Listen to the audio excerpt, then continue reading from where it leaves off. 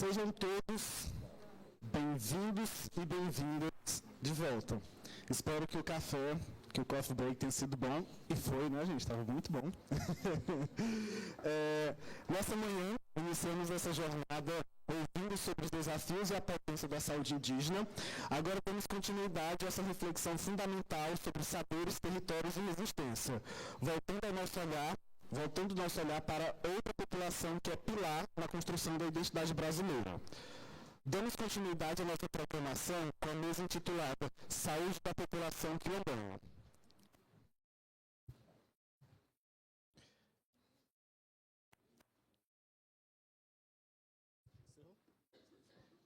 Tá vindo? Esperar um minuto, gente. Deixa só o pessoal...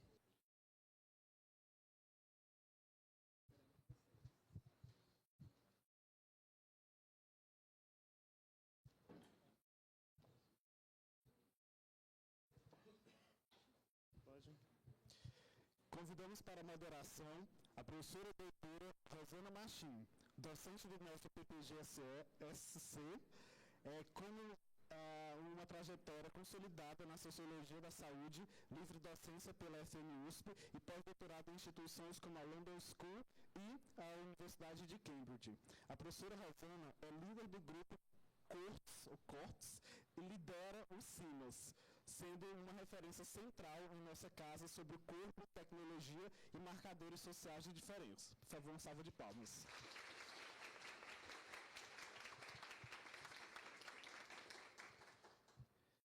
Convidamos a mestra Elisângela Rodolfo Miras, doutoranda do nosso programa e membro da comissão organizadora. Ela é psicóloga com mestrado em comunicação e semiótica. Elisângela também integra o grupo de pesquisa CIMAS, trazendo um olhar apurado sobre as interseccionalidades que marcam esse debate. Uma salva de palmas, por favor.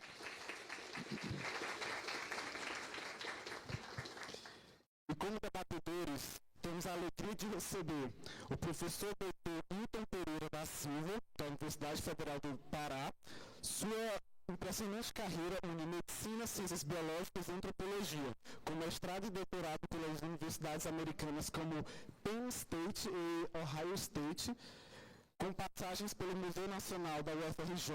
Hoje ele lidera pesquisa na UFPA, sendo criador do Laboratório de Estudos Bioantropológicos. Além de sua robusta contribuição acadêmica, o professor Hilton é referência central na luta antirracista, atuando na coordenação do GT Racismo e Saúde da Abrasco e assessorando comunidades quilombolas do Pará. Salva de palmas.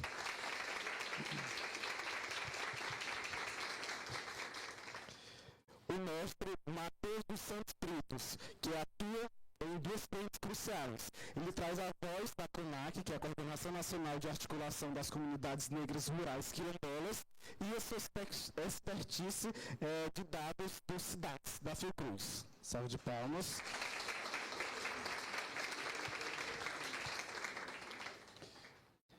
E convidamos também Alex Aguiar Pires, que fala diretamente do território.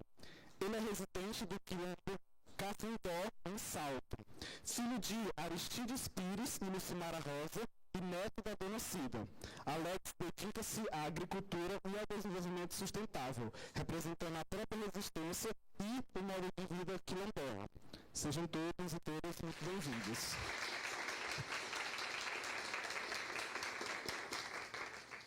Elisângela, com você. Bom dia. É com muita alegria e entusiasmo que eu recebo os nossos convidados, aos quais eu agradeço muitíssimo pela generosidade de poder dividir suas pesquisas e experiências. E esse entusiasmo vem desde ontem com a palestra do Dr. Jaime Breyer e a mesa de hoje de manhã também, que a gente se sente tocado e isso nos leva a querer trabalhar cada vez mais. A importância dessa discussão, né, da saúde dos povos é muito mais só que saúde especificamente, e é disso que se trata aqui, já que nós somos, né, pelo menos isso a grande maioria profissionais de saúde, mas também uma questão de justiça, né, discutir a saúde dos povos, é uma questão de justiça, né? E isso a gente não pode perder de vista.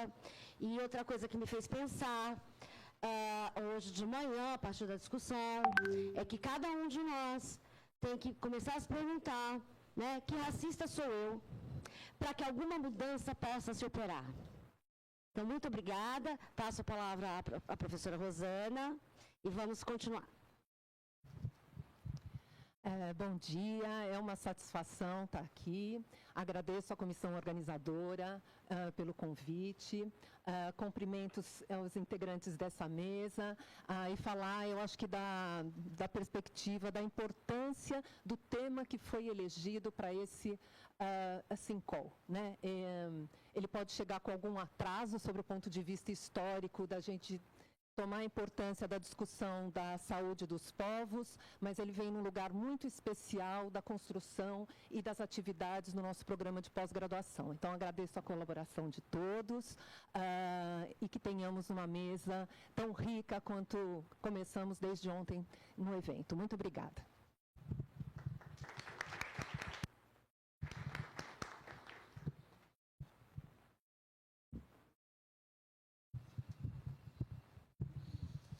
Bom dia a todos e todas. É um prazer estar aqui com vocês.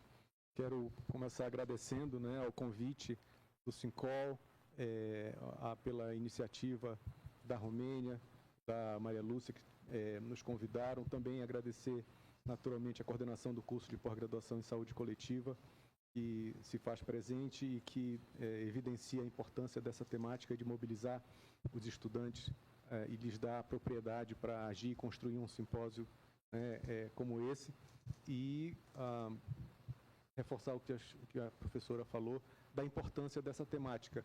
Nós estamos há muitos anos dentro do GT Racismo e Saúde da Abrasco, assim como da BPN, da Associação Brasileira dos Pesquisadores e Pesquisadoras Negras, trabalhando, né, para incluir essas temáticas da saúde da população negra, da saúde da população indígena, dos outros grupos da população LGBT, das populações migrantes, dentro dos programas da saúde em geral, da graduação e da pós-graduação.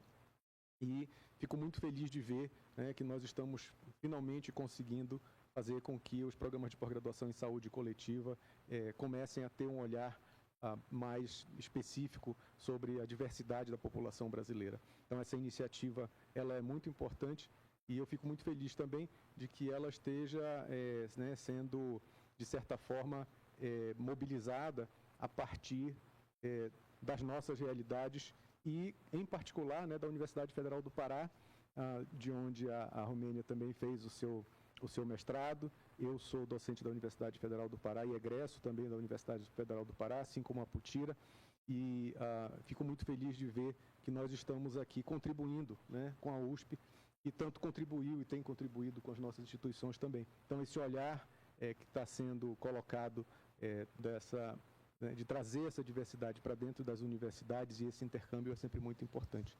Então, muito obrigado, bom simpósio a todos. Matheus. Bom dia a todas as pessoas. Primeiramente, eu gostaria de agradecer pelo convite, né, agradecer à comissão organizadora, saudar a mesa. Bom, acho que vou me apresentar, né? Eu me chamo Matheus Brito, sou quilombola, venho do território da Lagoa de Maria Clemência, fica em Vitória da Conquista, Bahia. Sou membro do Coletivo Nacional de Saúde Quilombola da CONAC, que é a Coordenação Nacional de Quilombos, doutorando em Saúde Coletiva pelo Instituto de Saúde Coletiva da UFBA, da Universidade Federal da Bahia, e atualmente estou no Ministério da Saúde como referência técnica para a saúde da população quilombola na Secretaria Executiva, e acho que vai ser um pouco dessa experiência que eu vou falar aqui hoje, a partir da dimensão das políticas de saúde voltadas à população quilombola. É motivo de muita felicidade estar aqui. Eu queria parabenizar a comissão organizadora pelo tema da mesa, né? A gente, enquanto quilombolas, sofremos historicamente com um processo de apagamento, de silenciamento, E geralmente o tema da saúde quilombola, ele é colocado como um subtópico da saúde da população negra ou um subtópico da saúde das populações rurais ou dos campos, florestas e águas. Então, eu queria reforçar a importância da gente começar a tratar a saúde da população quilombola como um objeto, seja de pesquisa ou seja das políticas, específico, né? Então, a população quilombola tem especificidades de trajetória étnico-racial, de identidade étnico-racial, cultural, territorial, e a gente precisa romper com esses apagamentos históricos e demarcar cada vez mais esses espaços. Então, que essa mesa e que esse tipo de discussão ele se reflita futuramente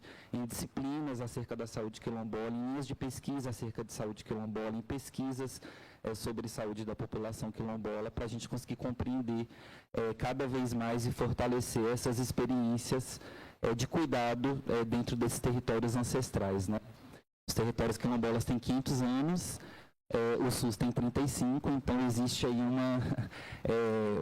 450 anos de acúmulo de experiência, de cuidado, que foi a única alternativa para a gente conseguir estar aqui hoje vivo, né, os nossos territórios ainda existirem. Então, acho que tem muita coisa para a gente entender ainda desse processo. Então, mas esse é um primeiro movimento e tenhamos uma boa discussão. Salva de palmas. Alex. Bom dia. Primeiramente, eu quero agradecer o convite. Quero saudar a mesa também. Antes de tudo, agradecer primeiramente a Deus estar aqui, aos orixás e principalmente meus ancestrais. Que eu costumo dizer que a gente é o sonho vivo deles. Então, se não fosse o sonho deles, a gente não estaria aqui. A gente está realizando um sonho deles. E ter esse lugar de fala é muito importante, não só para mim, para todo o nosso povo quilombola. Conversei com várias lideranças aqui do estado de São Paulo, algumas conhecidas como um amigo que já conhece, que eu falei que está nessa mesa hoje. Todos ficaram contentes, todos falaram para mim falar alguma coisa sobre alguma coisa atípico da comunidade que está passando nos dias de hoje. O dia eu acho que vai ser muito promissor. Mas eu quero deixar aqui uma fala dos meus ancestrais. Eles vêm falando ao longo do tempo e eu venho reproduzindo isso nas visitas, nas palestras que eu venho falando. Antigamente, o negro ele apanhava e sentia o chicote batendo nas costas. Hoje o negro ele apanha e não sabe de onde está vindo a pancada. Muitas vezes são em forma de escrita, de leitura, de projetos. Hoje, como ela falou, a gente está num atraso, mas eu acho que o primeiro passo que a gente está dando, eu acho que é muito importante. A gente tem muito a contribuir, a gente está de braços, de portas abertas para esse tipo de parcerias. Eu acho que não só o Quilombo do Cafundó, mas todos os quilombos aqui do estado de São Paulo, do Brasil em si, porque a gente tem muito para contribuir. A gente vem sofrendo ao longo dos anos, mas a gente conseguiu sobressair em algumas questões. E a questão da saúde, principalmente, eu tenho como experiência a minha avó, a dona Cida, que foi uma grande liderança.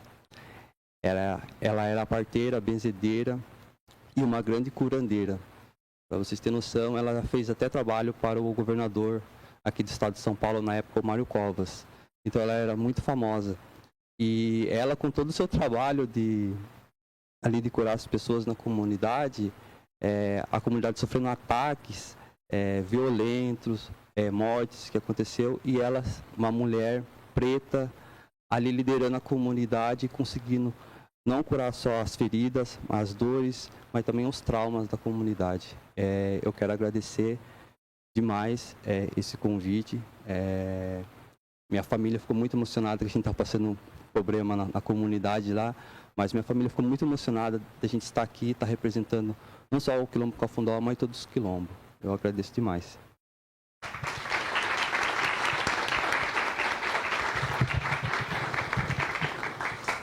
Agradecemos a composição da mesa. Eu peço para tomarem seus assentos para a gente começar as apresentações.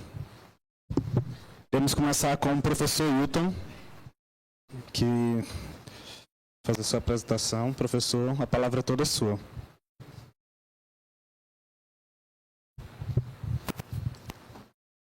Obrigado. Bom dia novamente, né?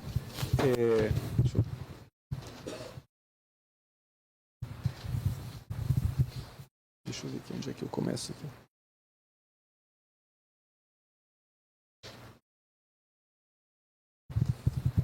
Bom, pessoal, como já foi apresentado, meu nome é Hilton Silva, eu sou docente da Universidade Federal do Pará, do Programa de Pós-Graduação em Saúde Coletiva e do Programa de Pós-Graduação em Antropologia, e atualmente estou na Universidade de Brasília, no Centro de Estudos Avançados Multidisciplinares, no Núcleo de Estudos Afro-Brasileiros, contribuindo com algumas iniciativas lá.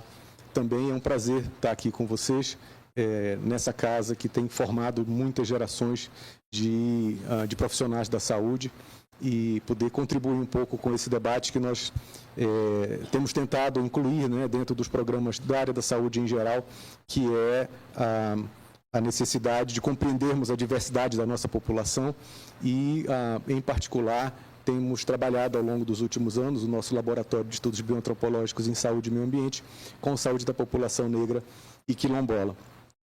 Como eu fui convidado para vir falar do ponto de vista da academia, eu tinha feito uma apresentação ontem com vários dados epidemiológicos sobre a situação das nosologias afetando a população quilombola, que é a nossa área de trabalho, mas depois de ouvir a palestra do professor Breil, possivelmente como muitas pessoas que estão aqui, eu fui relembrado, do tanto que a gente precisa compreender a complexidade envolvida em todas essas coisas. Então eu fiz algumas alterações, mas eu trouxe alguns dados para a gente conversar. Isso aí ficou meio esquisito, mas a primeira coisa que eu gostaria de trazer aqui para vocês, porque, novamente, eu não sei até que ponto vocês já conhecem algumas dessas coisas, é a Política Nacional de Saúde da População Negra, que é uma das políticas, que exatamente aborda a importância de trabalharmos a complexidade da diversidade da população brasileira a partir das premissas do SUS, da universalidade, integralidade e equidade. Então, a Política Nacional de Saúde da População Negra é a primeira política no Brasil que reconhece, a existência do racismo enquanto um elemento fundamental na determinação social da doença, e reconhece o racismo como presente dentro do Sistema Único de Saúde, dentro da sociedade em geral, como já foi falado anteriormente. Então, fico feliz que a gente venha em seguida da mesa anterior, porque muitas das coisas que foram faladas pela Putira, pelo Marcos, pela Mariana, elas também servem para a gente compreender a situação da saúde da população quilombola. Então, a Política Nacional de Saúde da População Negra de 2009, ela é um marco porque ela é a primeira vez, dentro das políticas de saúde do Brasil, onde se reconhece a existência do racismo enquanto um elemento que determina como nós sentimos, aferimos e somos afetados do ponto de vista da nossa saúde. E esse é um grande desafio dentro das nossas faculdades do campo da saúde. Eu sou professor da Faculdade de Medicina também, e a gente percebe o quanto é difícil introduzir e fazer essa discussão com os nossos colegas da área da saúde, e, em particular, dentro do campo da medicina. Então, essa é mais uma das razões pelas quais esse evento é tão importante. Essa política ela é fundamental porque todos os indicadores que foram levantados até hoje no Brasil, a população negra vive em situação pior do ponto de vista social, econômico, demográfico, do que o restante da população brasileira. Então, esse é um elemento fundamental para nós levarmos em consideração quando a gente pensa quais são os fatores geradores dessa doença. A complexidade da qual falava o professor Breil ontem. E essas coisas, elas são resultados, elas não são casuais, como muitas vezes a gente é levado a pensar nas nossas aulas de epidemiologia, nas nossas aulas de saúde pública e assim por diante, mas elas são resultado exatamente desse processo de racismo estrutural que porventura, para aquelas pessoas que são novatas dentro desse tema, eu trouxe aí uma definição, rapidamente, né, que é esse conjunto de práticas que são institucionais, são históricas, são culturais, são interpessoais, e alguns foram mencionados aqui na mesa anterior, e as pessoas que são de origem quilombola, de origem indígena, as pessoas de ancestralidade africana, nossa população negra no Brasil, sabe muito bem o que é isso. Como dizia o Kapengele Munanga, né, as pessoas brancas, né, as pessoas que não são negras, podem não saber, né, quem é negro, mas quem é negro sabe que é negro pela sua experiência cotidiana. Então, o racismo, ele é a manifestação, né, nos corpos das pessoas, da maneira como a sociedade se comporta, e como já foi amplamente mencionado, né, a população brasileira, o Brasil é um país racista, e a Política Nacional de Saúde da População Negra reconhece isso. Um outro elemento importante da nossa conversa é a região de onde nós falamos, né?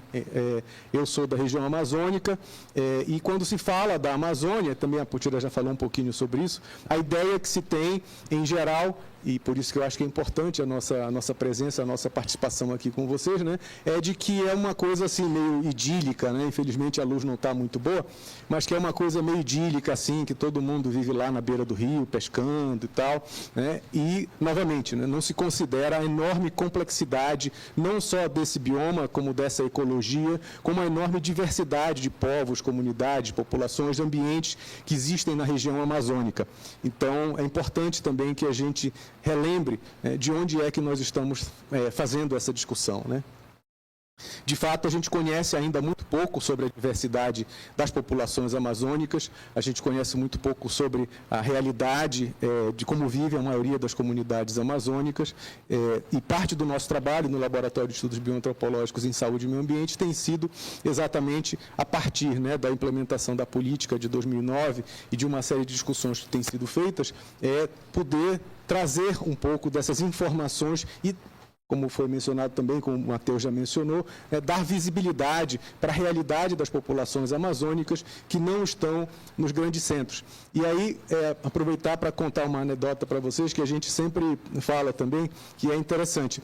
Quando a gente manda um artigo para publicar numa revista né, que é considerada de boa indexação, e a gente aborda um tema, a gente usa um N populacional, a gente faz toda a discussão epidemiológica, metodológica e tal, e aí a gente recebe a resposta do editor da revista dizendo assim: seu artigo é muito interessante, é muito bacana e tal, mas ele não tem representatividade nacional, ele representa apenas, né, uma parte da realidade local e, portanto, pode não ser de interesse dos nossos leitores. Aí, no mês seguinte, sai um artigo sobre um bairro de São Paulo, né, falando exatamente a mesma coisa, a partir de uma outra abordagem, com um número populacional um pouquinho maior, mas para aquela revista o bairro de São Paulo tem representatividade nacional, as populações quilombolas lá, seja da Ilha do Marajó, seja de Abaetetuba, não tem representatividade, não tem significado nacional. Então, é uma forma, né, que a gente tem também, que nós sofremos na região norte, de racismo, de discriminação, né, uma vez que as nossas populações, por terem características muito diferentes do que se considera, né, populações com representatividade, elas acabam também sendo invisibilizadas, né, e parte do trabalho que a gente tem feito é buscar dar visibilidade para esses grupos, para que a gente possa conhecer mais essa realidade, e como a professora Mariana falou, como é que a gente pode fazer política pública, nós aqui, né, que somos da área da saúde coletiva, sem levarmos em consideração, né, a nossa realidade e a diversidade dessa realidade.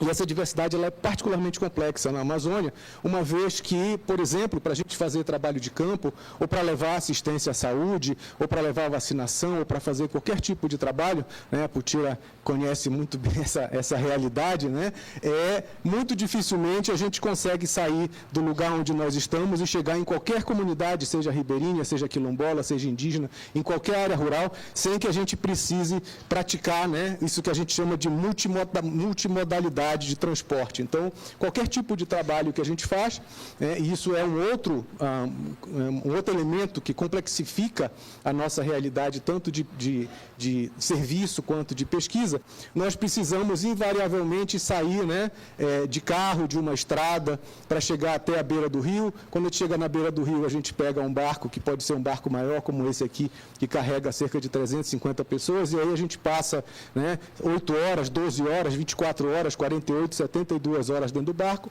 e aí a gente chega em um determinado lugar, e aí lá a gente pega uma rabeta, uma voadeira, para passar mais 3 ou 4 horas para chegar na beira da comunidade, para a gente caminhar mais 2 quilômetros para poder chegar onde, né, lá no quilombo que a gente vai desenvolver o nosso trabalho de pesquisa, ou levar a vacina, ou levar o atendimento médico, odontológico, psicológico, seja ele qual for. Então, esse é um outro elemento que precisa ser considerado também quando a gente pensa a realidade do Brasil, para a gente compreender essa complexidade que o professor Breil estava falando ontem.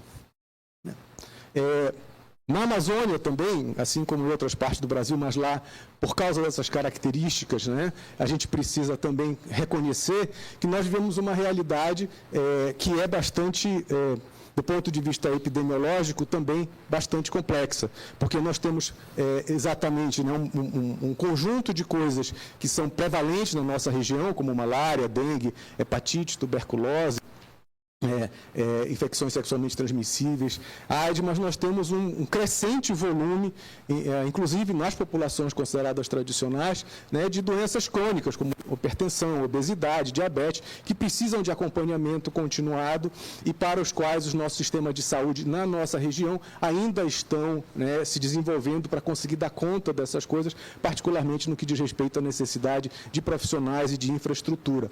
E, além disso, como vocês já devem ter visto, em algumas das aulas que vocês fizeram, como o resto do Brasil, mas de forma particularmente aguda, nós vivemos esse processo de transição demográfica, epidemiológica, nutricional, e mais recentemente dessa transição ecológica, com a crise climática. A gente vai falar um pouquinho sobre isso mais adiante. Então, essa é, na minha perspectiva, pelo menos um pouco daquela complexidade que o professor Breil falava ontem, que nós precisamos compreender para que nós possamos fazer planejamento de políticas públicas, para que nós possamos fazer pesquisas que sejam mais adequadamente desenvolvidas, para que a gente possa trazer, né, uma saúde, um processo de atendimento que seja mais eficiente para essas populações mais vulnerabilizadas, né? Então, as dificuldades, né, das grandes distâncias da região amazônica, que tem lugares onde você só consegue chegar, né, ou de barco ou de avião, que implica em custos significativos, a diversidade populacional com a maior quantidade de povos indígenas, como já foi mencionado anteriormente, né? E no nosso caso, em particular, a diversidade dos povos quilombolas, dos quais a nossa região norte, né, é a segunda área que tem maior quantidade de populações quilombolas, e o Pará é o 4º estado do Brasil com o maior número de comunidades quilombolas. Novamente, para quem porventura não conheça essa temática, a história, né, como já foi o Matheus mencionou rapidamente, né, das populações quilombolas começa a partir, né, da chegada das pessoas escravizadas nesse fluxo transatlântico, né, que também se configurou como um grande genocídio, uma vez que para cada pessoa que chegava aqui, né, pelo menos 4 ou 5 ficavam pelo caminho, morriam ao longo desse processo. Mas o processo, então, de aquilombamento, ele começa exatamente no momento em que as pessoas começam a chegar e se rebelar, e se revoltar, né, e buscar outras alternativas para a sua vida.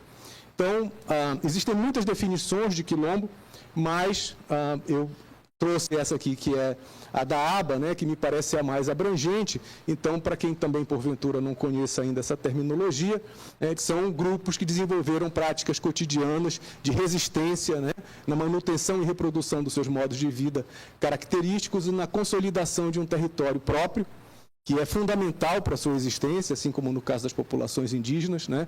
Definindo a sua identidade pela experiência coletiva vivida e as versões compartilhadas de sua trajetória e continuidade enquanto grupo étnico. Então, vocês vão encontrar muitas definições, mas eu entendo que essa é uma definição atualizada, atual, né, que reflete um pouco melhor essa realidade das comunidades quilombolas a partir da sua própria perspectiva também.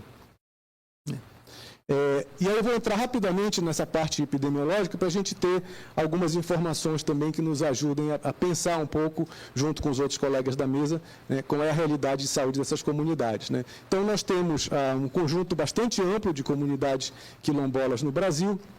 Como eu já falei, o Pará, o estado, tem a quarta maior população quilombola, e nós temos trabalhado, então, tentando olhar essas comunidades a partir da sua diversidade social, econômica, política e também da diversidade regional do nosso estado. E trazer alguns dados a partir das nossas pesquisas, que evidenciam, por exemplo, do ponto de vista de saúde das crianças, uma precariedade que já tem sido também evidenciada em vários outros estudos, e esses dados que eu trago para vocês, eles, apesar de serem dados das nossas pesquisas originais, mas eles refletem um pouco dessa realidade que a gente observa em nível nacional e que evidencia, né, a precariedade da saúde na população quilombola. Então, do ponto de vista das crianças, né, cerca de 40% das crianças que nós trabalhamos, né, aí num universo de mais de 2.000 amostras, estão abaixo do peso ideal para a altura, entre 4% a 5% estão francamente desnutridas, a saúde oral é precária, então mais de 80% das crianças apresenta algum tipo de lesão oral ou cárie. Isso foi evidenciado, inclusive, agora numa dissertação que foi defendida no nosso programa de pós-graduação em saúde coletiva na semana passada. Mais de 85% das crianças até 10 anos apresentam algum quadro de anemia, afecções cutâneas, infecções respiratórias, gastrointestinais, dos ouvidos. As crianças, né, têm dificuldade de ter a completude da vacinação em função, inclusive, da dificuldade de manter a cadeia de frios e outros processos para a chegada das vacinações nessas comunidades, né? E nós temos ainda na região norte e possivelmente em outros lugares do Brasil também, né, uma grande quantidade de pessoas que são indocumentadas, que não têm direitos básicos garantidos, porque exatamente elas não têm sequer a sua certidão de nascimento, portanto, né, muitas vezes não têm uma série de outros direitos que poderiam advir da cidadania. Então, são pessoas que muitas vezes nascem e morrem nas comunidades sem que sequer se tenha notícia da sua existência, a não ser pelos seus parentes, né? Do ponto de vista infraestrutural, os nossos estudos, assim como outros, né, apontam a precariedade do ponto de vista de saneamento ambiental, com a maioria das pessoas, né, tendo a água vindo de condições precárias e sem tratamento. Em relação ao esgotamento, né, também a carência de esgotamento sanitário nessas comunidades, então, que vai corroborar e se somar, né, a esse quadro epidemiológico. Esses dados nossos, né, eles vão na mesma direção, infelizmente, né, dos dados nacionais que se tem disponíveis. Não foi feito ainda nenhum grande levantamento nacional sobre a situação socioepidemiológica das populações quilombolas. Pela primeira vez, eles participaram do censo de 2022 e os dados do censo, então, nos ajudam a evidenciar, né, essas dificuldades do ponto de vista socioeconômico, sanitário. Então, mas, infelizmente, essa realidade mudou muito pouco desde a chamada nutricional de 2008. Né, os dados avançaram de forma muito lenta e a realidade dessa população continua sendo muito precária, né. Do ponto de vista das necessidades de saúde, aqui está um panorama também que evidencia um pouco dessas dificuldades, né? Questões de transporte, posto de saúde, ausência de agentes comunitários de saúde, preço de remédio, falta de remédio, ausência de médicos, enfermeiros, que dificultam o acesso dessas pessoas, e a garantia prevista pela legislação do SUS e pela Constituição de 88, né? Mas esse processo ele não está apenas relacionado, né, à subutilização de serviço de saúde especificamente, conforme a Putila também mencionou. Isso é multissetorial, então é preciso, não é apenas a intervenção do ponto de vista do SUS, né, ou do Ministério da Saúde que vai resolver isso, uma vez que essas populações também enfrentam inúmeras outras dificuldades, né, de condições sociais, econômicas e políticas, conforme pode ser evidenciado aí, né? Então, uma grande dependência, né, do CAD único, do Bolsa Família, situação de extrema pobreza, baixa escolaridade e outros fatores que acabam se somando nessa complexidade, fazendo com que as populações quilombolas vivam retomando também a discussão do professor Breu ontem, né, em situação sindêmica, onde você tem vários fatores que vão se somando para fazer esse acometimento do ponto de vista epidemiológico, né? Então, é a própria interseccionalidade evidenciada nessa situação de saúde que a gente vê aí. E já caminhando para o final, quais são os motivos, né, as razões ou fatores que influenciam essa realidade das populações quilombolas do ponto de vista epidemiológico, né? Nós identificamos, então, 4 dimensões que eu tenho tentado conversar, discutir com os grupos sobre isso. Primeiro, a dimensão geográfica, que precisa ser levada em consideração. Então, como é que os nossos sistemas de saúde vão lidar com o fato de que nós temos aquela realidade que eu mostrei para vocês lá no começo, onde as grandes distâncias do nosso território brasileiro fazem com que a gente precise pensar estratégias para lidar especificamente com essas populações, né? A dimensão funcional, a gente já falou, a ausência, dificuldade de ter profissionais de saúde e infraestrutura para lidar com essa situação nos lugares específicos, né? A dimensão econômica, da pobreza, da dificuldade de acesso a recursos, da maioria da população ser dependente de agricultura de subsistência, de pesca, para lidar com a sua vida. E a dimensão cultural, que também foi um pouco abordada aqui pela Putira, que é o fato de que os nossos profissionais de saúde, né, nós, inclusive, não estamos adequadamente preparados para lidar com essas comunidades, sequer do ponto de vista linguístico, embora os quilombolas não falem uma outra língua, mas eles certamente têm outras maneiras de se expressar que nós precisamos conhecer e reconhecer para poder lidar com eles adequadamente de maneira respeitosa, né? E, mais recentemente, nós temos enfrentado um outro conjunto de desafios, né, que tem a ver exatamente com essa nova realidade que acomete o nosso país, né, que é o processo de urbanização crescente, ou periurbanização das populações que vêm das áreas rurais, o aumento dos índices de intoxicação por agrotóxicos e poluição, que também já foi mencionado anteriormente, né, a degradação do meio ambiente e a poluição dos recursos hídricos, que são fundamentais para essas populações que dependem, sobretudo, da terra para a sua sobrevivência e para a sua qualidade de vida, né? E a crise climática, não podia deixar de falar sobre isso, nós vamos ter a COP30 em Belém, estamos bastante envolvidos com esse processo também, né? E a crise climática vem se somar a essa complexidade, fazendo com que a gente precise ter um olhar ainda mais especial para essas populações vulnerabilizadas, porque, conforme dito aí no painel, né, já desde 2007 se sabe que essas populações, as populações mais pobres das áreas urbanas e periurbanas, os idosos, as sociedades tradicionais, como os indígenas e quilombolas, né, não só vão ser mais afetados, como já estão sendo mais afetados, por exemplo, na sua segurança alimentar e nutricional, né, e nas suas condições de saúde, inclusive de saúde mental.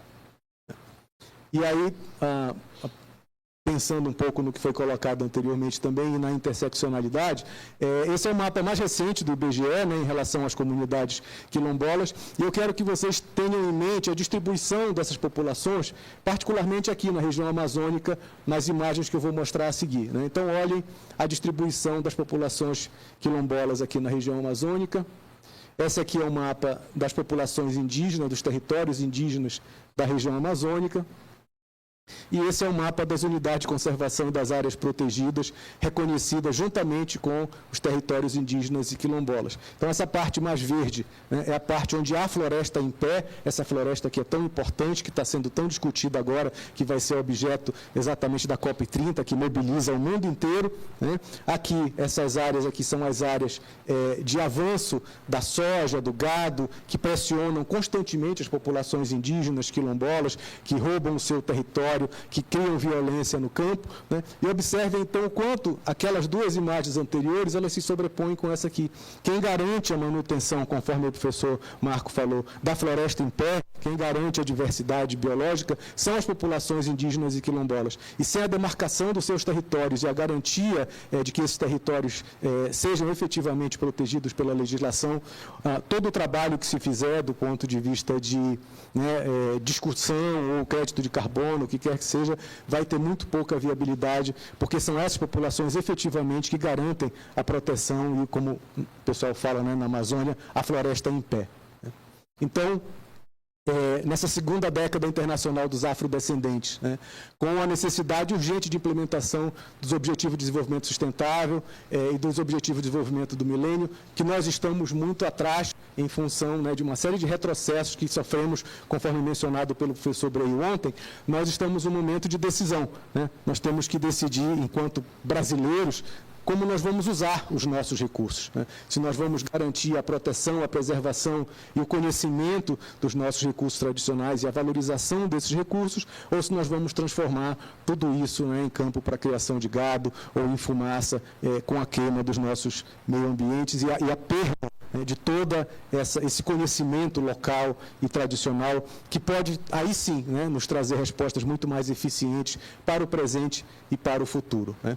Então, nos 35 anos do SUS, que nos sustenta, né, que garante a nossa população, é fundamental que a gente consiga implementar políticas que sejam adequadas e que garantam a saúde da nossa população. E a Política Nacional de Saúde da População Quilombola, que o Matheus vai falar daqui a pouquinho, é uma dessas políticas que a gente tem trabalhado muito para construir e que certamente tem uma contribuição importante a fazer. Ela está sendo construída junto com as comunidades quilombolas, é um avanço importante que nós temos, né? E tivemos o apoio da ministra Nízia, temos tido o apoio do Ministério da Saúde, e eu fico muito feliz de poder estar aqui e trazer essas informações para vocês e dizer, né, que a política avança, e o Matheus vai falar, então, sobre a situação dela agora. Muito obrigado.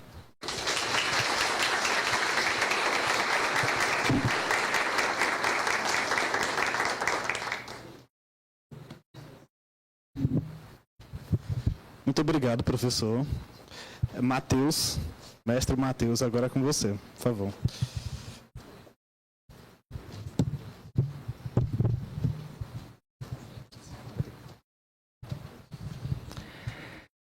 Bom dia mais uma vez. Bom, acho que, sendo bem objetivo, o Ministério da Saúde concluiu recentemente o processo de formulação da primeira Política Nacional de Saúde Integrada à População Quilombola, a PNASC-SUS. E aí eu acho que eu não poderia continuar sem fazer um registro muito importante, que é o papel do Dr. Luiz Eduardo Batista, que está aqui presente, nesse processo, né? Então, a inserção do tema da saúde quilombola na agenda do Ministério da Saúde e caminhar até um processo de formulação de uma política específica teve muito do papel do Dr. Luiz Eduardo Batista. Então, acho que fica o registro e o agradecimento por isso, enquanto chefiava a assessoria de equidade étnico-racial em saúde no gabinete da ministra Nízia na gestão passada. Eu que tenho que passar, né?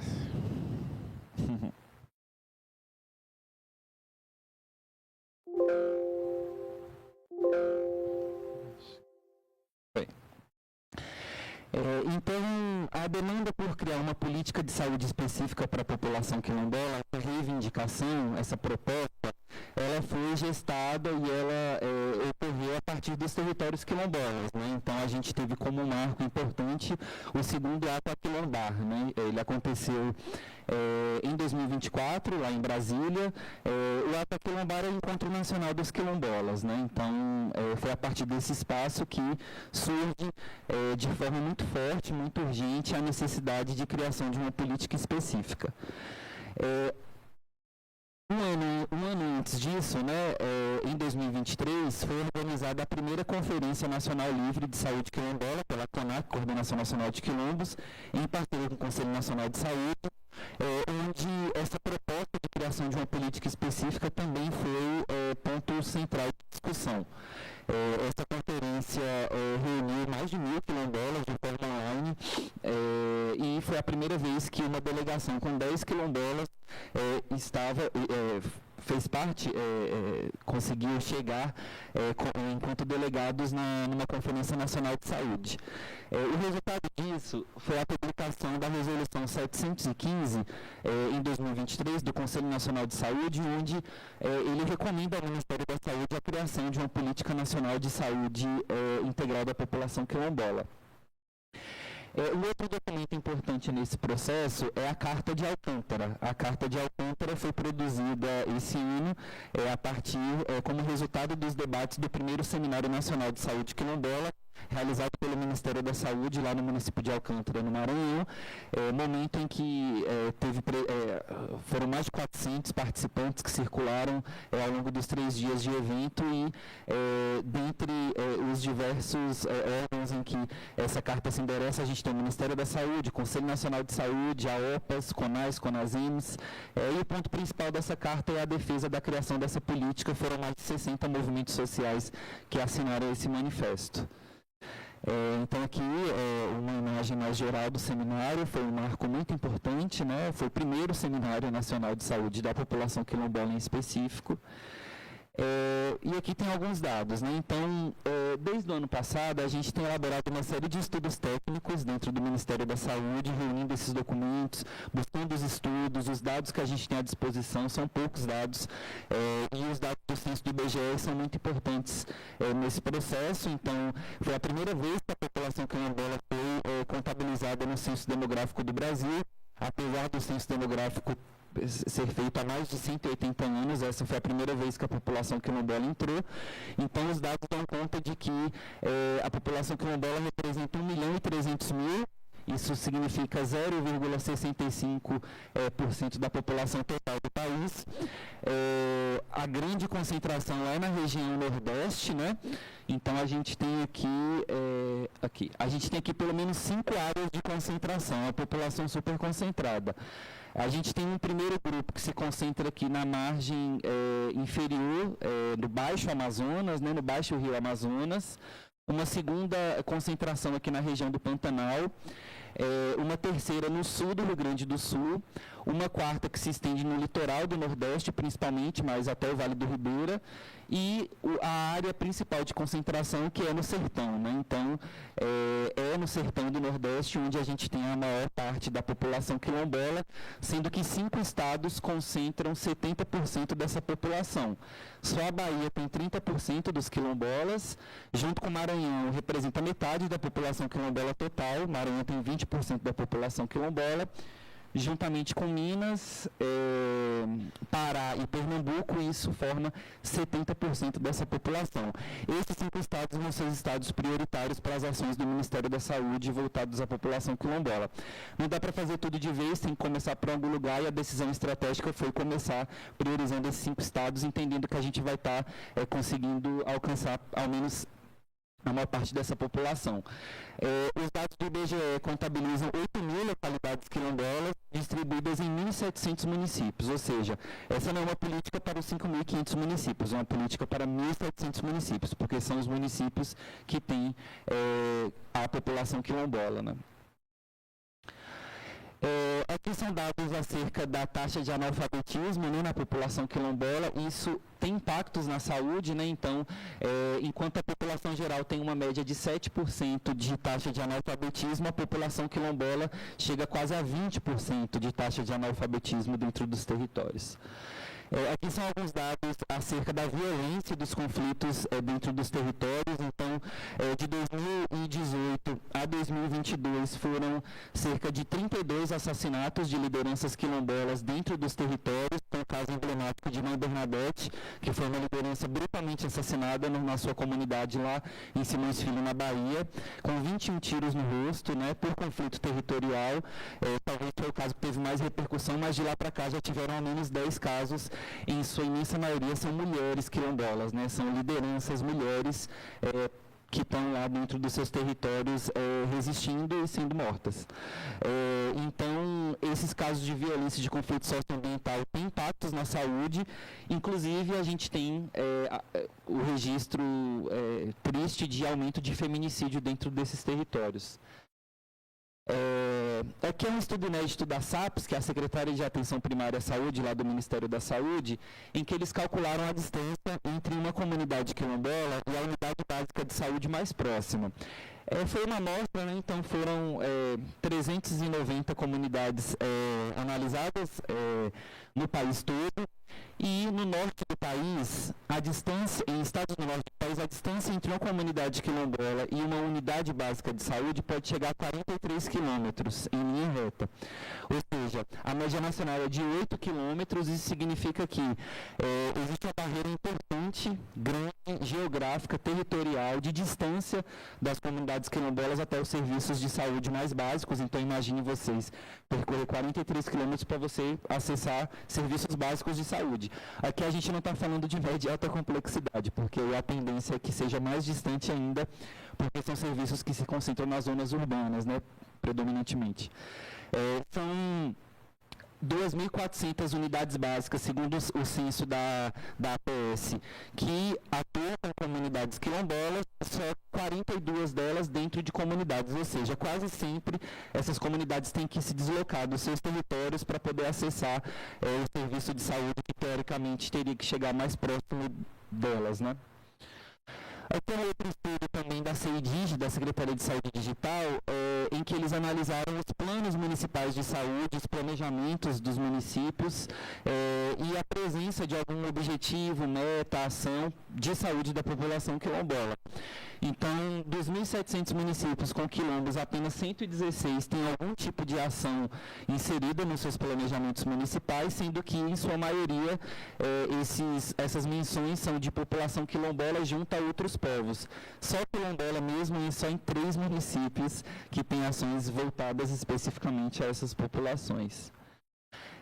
No mês que vem, vai acontecer, no dia 25 de novembro, a Marcha das Mulheres Negras, né? Então, vai ser lá em Brasília, vai ser histórico, e nesse momento a gente vai ter o lançamento de um boletim epidemiológico de saúde quilombola. Esse vai ser o primeiro documento do tipo, é um documento que está sendo produzido pelo SIDAX, lá da Fiocruz, Bahia, e eles conseguiram, a partir do trabalho com Big Data, né, enfim, cruzamentos de dados, eles conseguiram chegar a alguns dados inéditos que mostram que a população quilombola, ela está inserida em uma situação de saúde que as principais causas de morte são por causas evitáveis, né? São altas taxas de mortalidade por causas evitáveis, com destaque para a violência, né? Então, morte mesmo por bala, né? Enfim, e morte por diarreia e desnutrição, né? Ou seja, eu acho que em 2025 não tem mais como a gente conviver com esse tipo de realidade, né? Causas completamente evitáveis. Bom, aqui foi a audiência recente do ministro Alexandre Padilha, né, com o conjunto dos movimentos negros, com representantes das comunidades quilombolas, em que assumiu o compromisso de avançar nessa agenda no âmbito do Ministério da Saúde. Aqui foi a consulta pública, né, que a gente realizou, então... Uma etapa importante do processo de formulação é fazer uma consulta pública, então a gente elaborou os estudos técnicos, elaboramos uma minuta que foi discutida amplamente com vários atores, pesquisadores, lideranças quilombolas, enfim. O Ministério da Igualdade Racial também muito importante nesse processo, e aí essa minuta passou por uma consulta pública, né? Então, essa consulta pública teve mais de 600 contribuições, né, de todo o país, e aqui são os principais temas que surgiram, né? Então, o tema da saúde mental como um tema muito importante, a promoção da saúde e segurança alimentar, a questão dos saberes populares, gestão interfederativa. Então, a gente absorveu em sua totalidade todas as sugestões e elaboramos algumas soluções para contemplar o máximo possível dessas contribuições.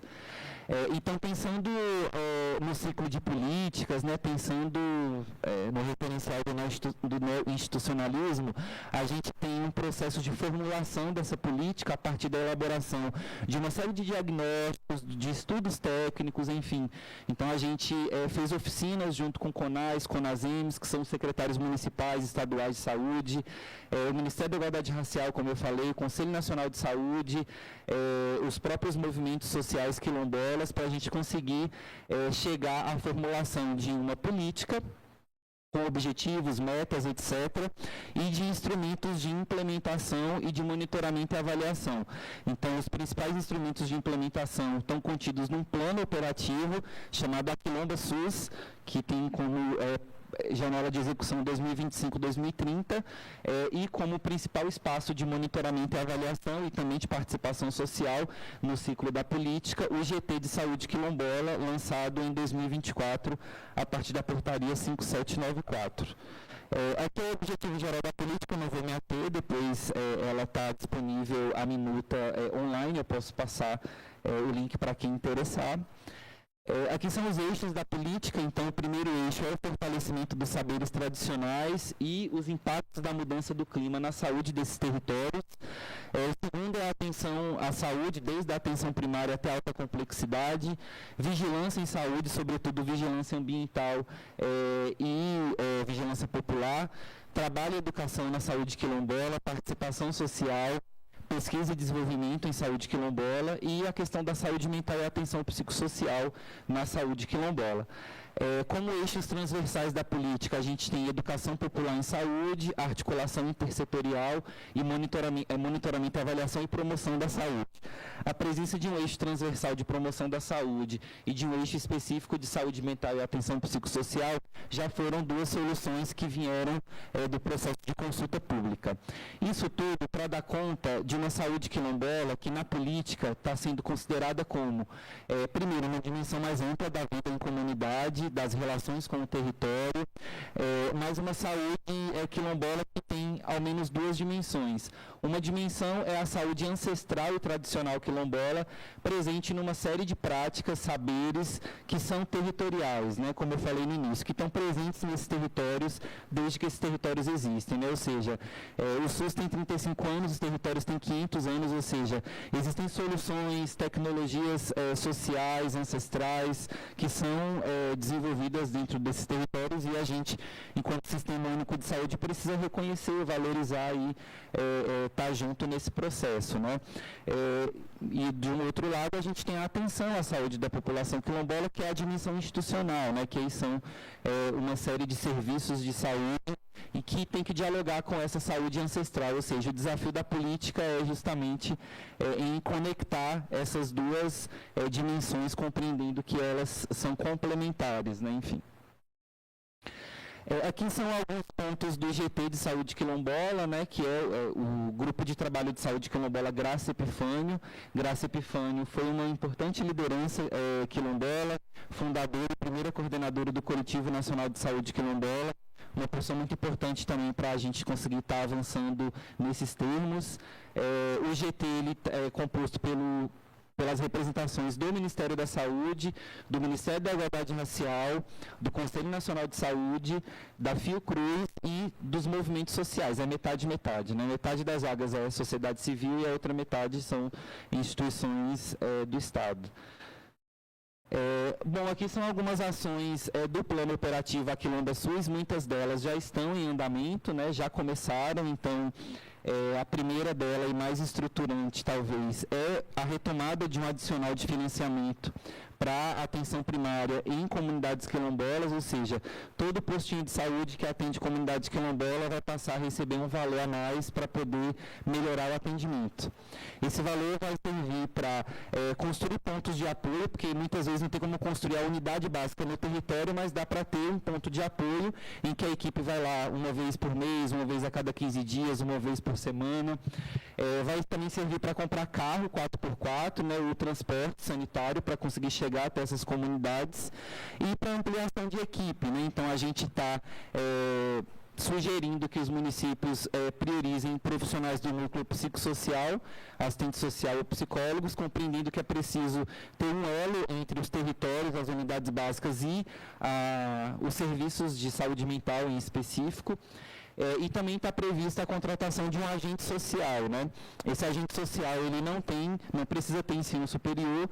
Esse agente social, na verdade, vai ser uma liderança dessa comunidade, né? Vai ser uma parteira, uma rezadora, uma benzedora, um raizeiro, que vai ser absorvido pela equipe da unidade básica de saúde para poder fazer o elo entre o serviço de saúde com os saberes dessa comunidade, né? Desses territórios. Já existe um adicional, então isso está prestes a sair, a expectativa é que saia ainda no Novembro Negro, né, no mês que vem, no mês da Consciência Negra. Já existe um adicional de financiamento para a saúde bucal, né? Então toda unidade básica que atende comunidades quilombolas já recebe um valor a mais do Ministério da Saúde para melhorar o atendimento à saúde bucal. Existe um projeto chamado Veraces, né? Vulnerabilidades étnico-raciais, clima e o impacto disso na saúde. Então são comunidades quilombolas dos 6 biomas que estão recebendo esse projeto, já está em andamento. O Mais Médicos adotou critérios de priorização, enfim, e de o máximo de direcionamento possível de novos médicos para atuarem em territórios quilombolas. São ao menos 300 quase novos médicos do Mais Médicos atuando junto a esses territórios. Em Alcântara, por exemplo, a gente conseguiu alcançar 100% da cobertura, 100% dos médicos que atendem os quilombos em Alcântara são médicos do Mais Médicos.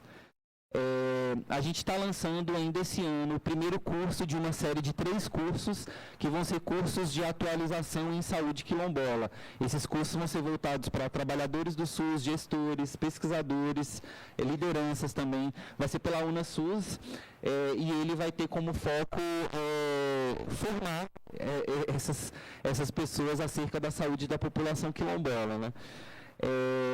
Bom, são novos TAPs, novas salas de estabilização junto a esses territórios. A gente também está conseguindo avançar na instalação de antenas de internet e de telesaúde, telemedicina, teleconsulta em 150 unidades básicas que atendem comunidades quilombolas. E, por último, a gente tem previsão para lançamento em março do ano que vem, porque é um processo complexo de programação no sistema de informação, mas o DataSUS vai inserir pela primeira vez no CADSUS, que é o principal cadastro é o principal sistema de informação do SUS. Ele alimenta outros sistemas de informação. Então, é o sistema da porta de entrada do SUS, né? Então, vai adicionar pela primeira vez um novo campo, que é o campo de povos e comunidades tradicionais. Então, vai perguntar agora o raça-cor, se você se identifica como preto, pardo, amarelo, indígena ou branco. Aí a pessoa respondeu e aí embaixo vai perguntar, você pertence a algum povo e comunidade tradicional?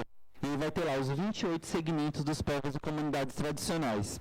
Se ela responder que ela é cigana, aí vai ter a opção de responder qual é o grupo étnico, se é Rom, Talon, Sinti, Romani ou outros. Se responder que é quilombola, aí vai ter a opção de colocar qual é o seu território. Só não vai poder marcar que é quilombola e cigana ao mesmo tempo, porque a gente não encontrou esse tipo de identidade étnico-racial. Mas ela vai poder marcar quantas identidades ela quiser. Então, a pessoa vai poder ser uma pessoa, por exemplo, hipoteticamente, que vai marcar como parda no quesito raça-cor, e aí embaixo ela vai poder marcar que ela é de terreiro, que ela é pescadora artesanal e que ela é também quilombola, ou que ela é preta no quesito raça-cor e ela é de uma reserva extrativista e é quebradeira de coco babaçu e é quilombola. Então, vai poder ter as múltiplas identidades contempladas. Isso é um passo importante porque a gente vai passar a ter dados sobre essa população. Hoje o Ministério da Saúde, infelizmente, não tem dados significantes, né, enfim, com alguma significância acerca da situação dessas populações. Então, hoje, a gente não tem como responder, enquanto Ministério da Saúde, como nascem, como vivem, do que adoecem, do que morrem as populações quilombolas, nem os outros povos e comunidades tradicionais, né, exceto a população indígena. Então, esse é um primeiro passo para a gente conseguir daí produzir mais ações, programas e políticas, enfim, que dialoguem com a realidade desses territórios. É combater mesmo a invisibilidade, né? Então, a gente realizou consulta pública, elaboramos o relatório final, começamos os diálogos na CIT, que é a Comissão Intergestores Tripartite. Fizemos o seminário em Alcântara. Ainda ontem, lá em Brasília, a gente debateu a política junto à mesa diretora do Conselho Nacional de Saúde e está marcado para o mês que vem a discussão dessa política no plenário do Conselho Nacional de Saúde, para que ela passe a existir dentro do SUS a partir de uma resolução do Conselho Nacional de Saúde e daí a gente consiga avançar para o processo de pactuação, né? O processo de pactuação é a fase atual. A política está formulada e a fase atual é de pactuação tripartite, ou seja, é preciso chegar em um consenso entre o Ministério da Saúde, os secretários municipais de saúde e os secretários estaduais de saúde para que os 3 entes queiram avançar, né? Não basta o Ministério da Saúde querer, isso precisa ser algo que os estados e municípios também assumam, então a fase atual é essa, né? A política de saúde da população negra demorou, acho que mais de 2 anos nisso. A do Campo Floresta e Águas, 4 anos nisso. Então, a gente não tem uma previsão de quanto tempo vai demorar esse processo de pactuação, que é a fase atual, por se tratar de uma questão política, né?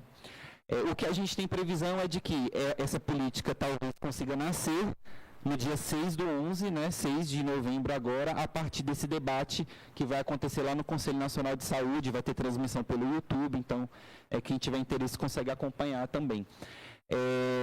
Bom, acho que é isso.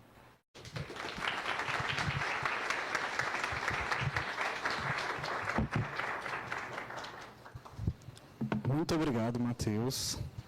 Eu estou um pouco impressionado, não sei vocês. Não sei como é que vocês estão se sentindo, mas um pouco impressionado. Iremos receber agora a Alex, que vai falar com a gente. Cadê o Alex? Gente, cadê o homem? Ah, tá ali. Pronto, ele estava sentado aqui. Alex, a palavra é com você. A gente está só preparando o material um segundinho. Segura aí, gente. Calma. Calma o coração que ainda tem mais.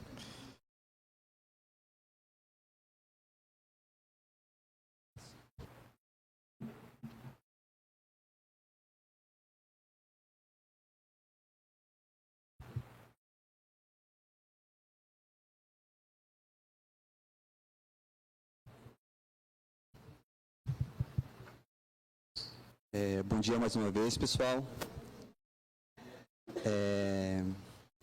Eu queria primeiramente falando,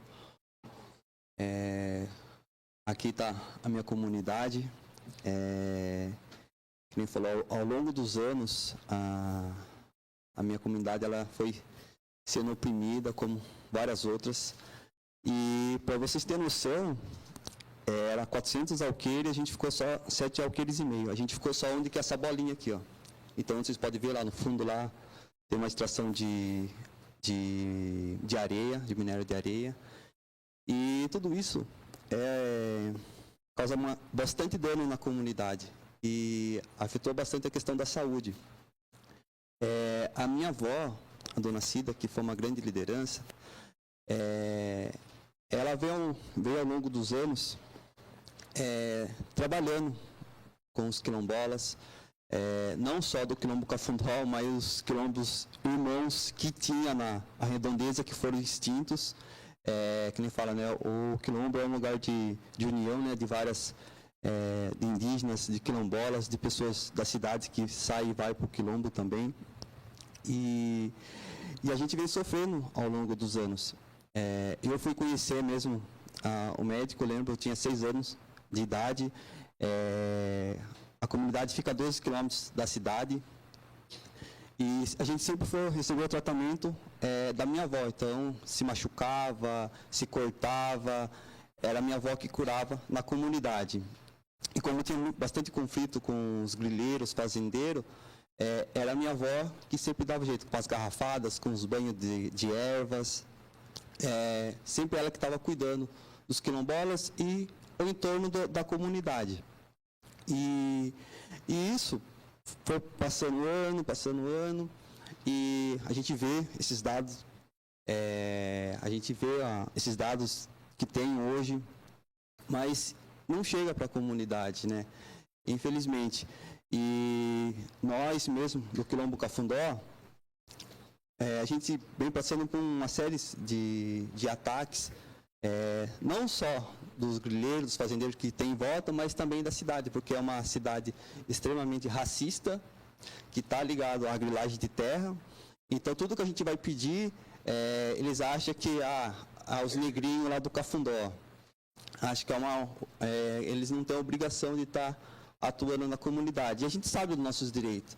Então, eu agradeço, a gente está aqui no lugar de fala para a gente poder estar levando também esses dados, porque ali tem a capela, aí tem aquele outra a sede que a gente fala. O médico da família ficou 1 ano sem ir na comunidade. Para vocês terem noção, teve um caso, a gente começou a reclamar. E a gente, quem falou, a gente não foge de uma boa briga também. E a gente começou a reclamar aí, procurar órgãos superiores. E uma das moradoras do Quilombo Cafundó, ela não chegou a discutir com o médico, mas ela começou a reclamar daquilo que o médico teria que fazer. Ela era uma hipertensa, ela estava com a pressão muito alta e ela falou que ela estava sem remédio, ela queria só a receita do remédio para ela poder comprar o remédio. Ele simplesmente começou a discutir com ela, ela acabou se alterando, passando mal, ela acabou falando umas verdades para ele e ele foi e registrou um boletim contra essa moradora e gerou um processo. Quando veio esse processo para essa moradora, foi um impacto muito grande para a comunidade, porque é uma senhora já de 60 e poucos anos e aquilo, aí a gente foi atrás de advogados para a gente estar revertendo a situação. A gente foi ver que era uma coisa, se a gente fosse correr atrás mesmo, no município a gente ia perder a causa.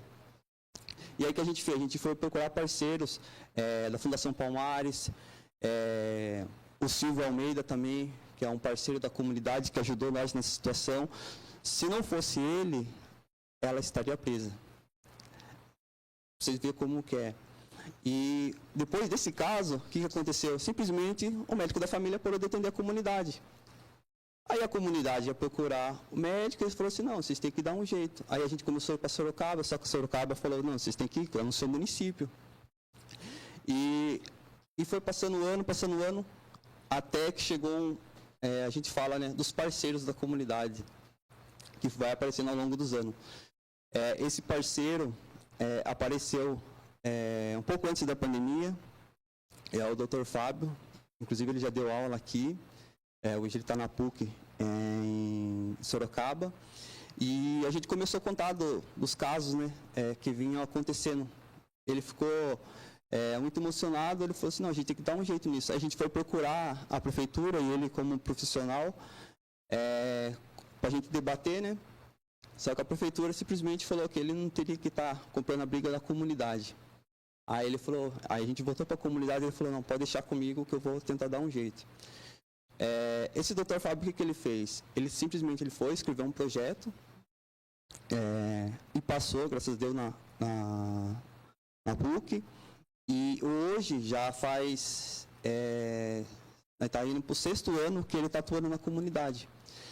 Ele vai, leva seus alunos, ele e a esposa dele, e dá a aula dele, a aula prática, a aula de racismo na comunidade. E foi uma atitude assim que para nós a gente fica muito grato a ele. Só que a gente vê todo o histórico com a cidade, que a cidade fica tentando boicotar ele a todo momento. Então, não é um caso só do Quilombo Cafundó. Eu conversei com várias lideranças aqui do estado de São Paulo. É uma coisa assim que a gente vem reclamando ao longo dos anos, a gente vai, fala, só que não muda. Aí, quando eles vão implementar alguma coisa, eles ficam jogando na cara da gente, principalmente as lideranças. Eu que saio bastante, que falo bastante também, que vou reclamar também, porque é direito nosso. E quando a gente vai falar, fala assim, não, mas tem a lei, tem o decreto. Ele fala assim, não, mas aqui não chega para nós, o governo federal ele não repassa esse dinheiro para nós. E aí a gente vai e fica sabendo que eles recebem esse dinheiro, só que não atuam na comunidade. O agente de saúde, para vocês terem noção, hoje a gente tem um agente de saúde, que é de um bairro vizinho, que é um amor de pessoa, faz o trabalho dele direitinho. Mas a gente ficou por, acho que 4 anos sem um agente de saúde, atuando na comunidade. E o Quilombo Cafundó, por conta dos ataques que veio ocorrendo ao longo dos anos, a gente, ali, principalmente depois de 2002, que a gente conseguiu reaver parte das terras, a gente tem a gente fala que não é a saúde ideal, mas é um sonho. A gente visitou várias comunidades aqui do estado de São Paulo, eu acho que é referência, que é a Jaó, que fica em Itatiba. E a gente viu um método lá que é muito bacana, que tem a UBS dentro da comunidade e tem a farmácia viva. Então, a gente viu que ali, principalmente os quilombolas mesmo, que muitas vezes não está acostumado a tomar um medicamento, aí ele prefere um chá, um remédio caseiro. Aí até o Dr. Fábio ele estava brincando com nós, falou assim, né? O que você prefere? Ou um remédio ou um chazinho? O quilombola ele vai preferir um chá, um remédio ali caseiro. Aí se precisar, se for uma coisa mais grave, lógico que ele vai optar pelo remédio. E a gente viu esse método lá sendo implementado e a gente queria compartilhar com vocês também, porque aí tem a questão também das pesquisas também que a gente tem que fazer, porque a gente tem muito a contribuir, porque, que nem falou a minha avó, os mais antigos mesmo, os griots da comunidade, falar em médico para eles. A minha avó, por parte de pai, a dona Judite, ela faleceu faz 3 anos, com 86 anos. Mas ela ficou 5 anos sem ir no médico, e até o Dr. Fábio, quando começou a visitar, aí na casa dela, ele ficava brincando com o resto da comunidade. Vocês jovens, principalmente eu mesmo, que sempre estava ali no dia do atendimento médico, vocês jovens aí, tudo com problema, uma senhora de 85 anos, esbanjando saúde. Mas por quê? Ela, tudo que precisava, ela tinha a hortinha dela, ela tinha as ervinhas dela. Eu acho que quando precisava ir para o médico, a gente levava, ou eu, o meu tio, que levava ela para o médico. E isso, para nós, eu acho que é um método que dá para ser feito, que dá para ser estudado. A gente vê várias pessoas aí hoje estudando com... até tem a gente fala da área do campo mesmo, que eu vi ali os dados ali, que é uma coisa muito absurda mesmo. Mas aqui no Quilombo Cafundó, para vocês terem noção, na pandemia, por toda a dificuldade que a gente passou, os ataques e tal, nós, na pandemia, nós vemos nossos griots ali, já de idade, que não podia sair, que não podia ir para a cidade. A gente privou a comunidade, aí meus primos, os mais novos, o que a gente fez? A gente estava num momento muito bom, né, na parte da agricultura, e a gente viu as outras comunidades irmãs, tanto a comunidade indígenas, outros quilombolas, comunidade cigana e a periferia, passando fome e necessidade. E aí até teve um ato que a gente fez ali, que foi doar parte da nossa produção para esse pessoal. Não só legumes e verduras, mas também as ervas medicinais também que a gente tem lá. Então, foi um método que a gente achou durante a pandemia, da gente estar compartilhando um pouco o que a gente tem com nossos irmãos. E a gente fala, né, que a sociedade que está aí, o sistema, né, ele sempre quer separar a gente, mas a gente unido, a gente é mais forte. Então, cada vez mais a gente quer se unir, a gente conta com vocês, a gente quer unir vocês também. A gente espera vocês lá na comunidade. Dia 20 de novembro a gente vai fazer uma festa lá na comunidade, lá, porque Dia de Consciência Negra é no Quilombo, tem que se comemorar no Quilombo. E fica o convite para vocês. Eu queria encerrar a minha fala aqui, pessoal, que nem eu vi as falas dos outros palestrantes. O nosso povo ele veio se reinventando ao longo dos anos, seja na área da saúde, seja na educação, na alimentação.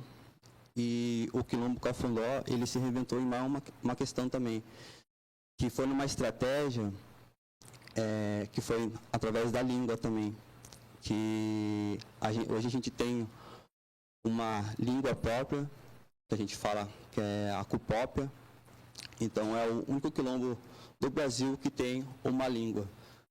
E a gente cupupeia bastante lá no quilombo Cafundó. O que é cupupeia? É fala. Então, a gente conversa bastante lá no Cafundó. Então, eu quero agradecer a oportunidade de estar cupupiando, de estar falando com vocês, de estar conversando aqui com vocês hoje. Só agradeço.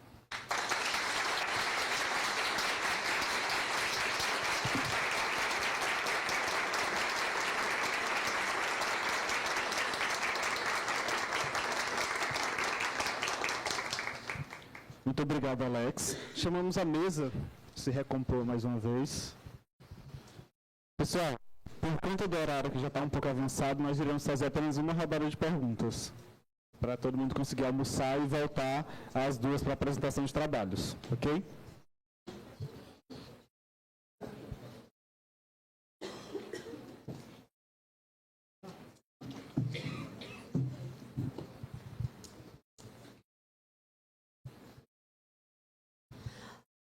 Muito bem, nós vamos abrir agora para um bloco de perguntas, por causa do horário. E uma pergunta também do YouTube. Vamos abrir para uma no YouTube. E aqui a professora Maria Fernanda já pediu. Romena, teu nome? Diogo. Vamos abrir, eu vou abrir esse bloco, peraí.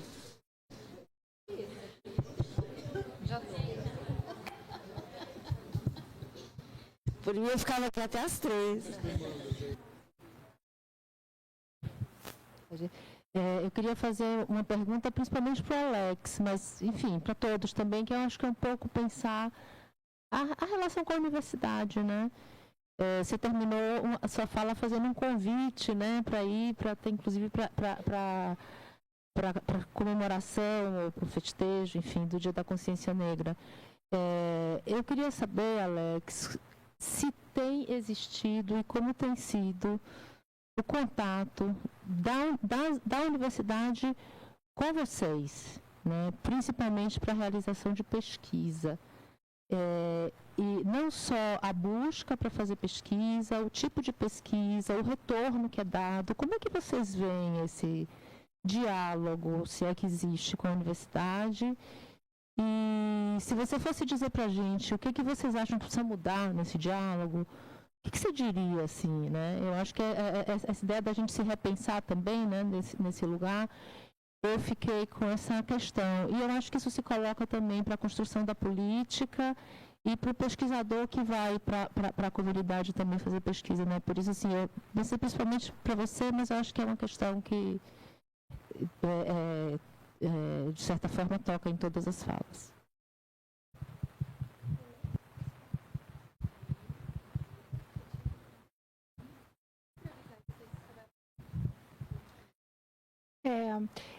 Meu nome é Glaucia, eu sou egressa aqui do programa de pós-graduação. Eu atuo atualmente na Coordenação Geral de Vigilância em Saúde do Trabalhador do Ministério da Saúde, como consultora técnica. E eu gostaria que fosse trazido como está a questão da VISAT, da Vigilância em Saúde do Trabalhador, como está sendo pensado a abordagem na Política Nacional de Saúde Integral da população quilombola em relação às questões de adoecimento no trabalho, né? Então, é isso que eu gostaria, né, que falássemos um pouco. Obrigada.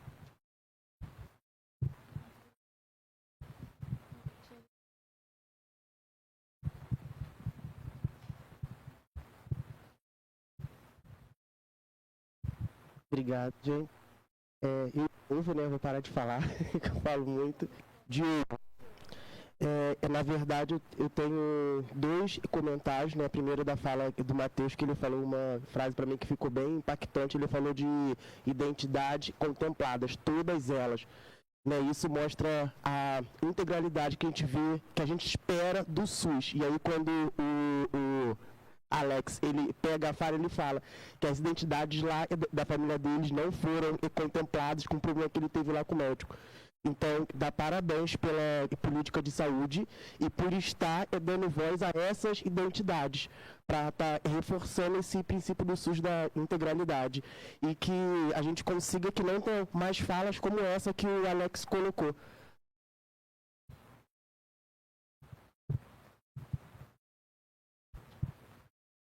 Oi, estão me ouvindo? Bom dia. Eu queria ter falado no bloco anterior, mas aproveitei esse que eu acho que vai casar muito com a pergunta, pelo menos a inquietação que tem me vindo, né, à mente. Meu nome é Max, eu sou enfermeiro, tô até nervoso. É que assim, tudo que eu vi aqui falar agora é de onde eu vim. Eu vim direto do Amapá, só que eu sou paraense criado no Marajó.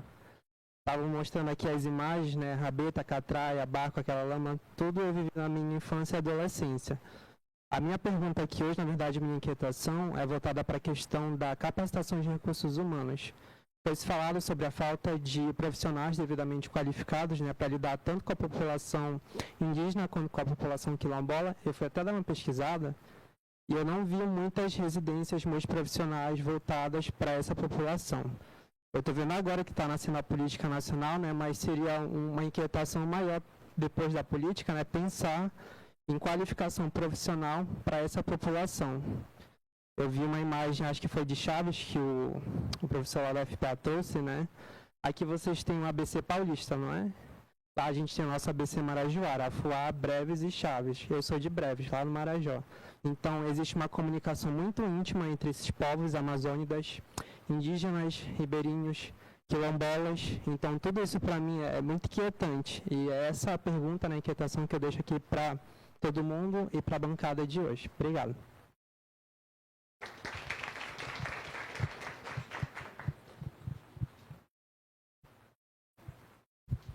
Bom, vou deixar para vocês falarem, né? Voltamos para a mesa.